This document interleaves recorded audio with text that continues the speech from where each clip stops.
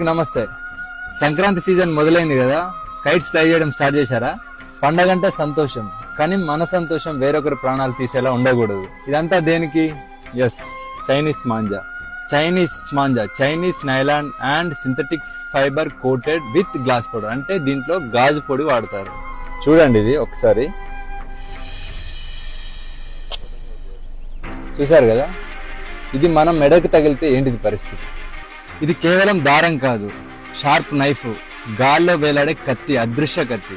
2-వీలర్ riders కి, animals కి, birds కి ఈ చైనా మాంజా తగిలి డీప్ కట్స్ జరిగి హెవీ బ్లీడింగ్ జరిగి ప్రాణాలు పోతున్నాయి. వీటి వల్ల చాలా మంది జీవితాలు నాశనం అవుతున్నాయి.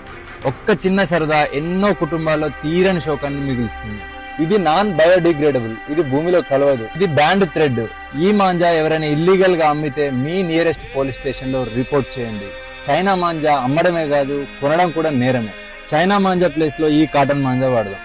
మరీ ముఖ్యంగా ట్రాఫిక్ అండ్ పవర్ లైన్స్ లేని దగ్గర ఓపెన్ గ్రౌండ్స్ లో మాత్రమే ఫ్లై చేద్దాం. పిల్లల్ని మాత్రం మీ ప్రెజెన్స్ లోనే కైట్స్ ఫ్లై చేయనివ్వండి. మీ సరదా ఎవ్వరికి శాపం కాకూడదు. For this Sankranti, say no to China manja. Thank you.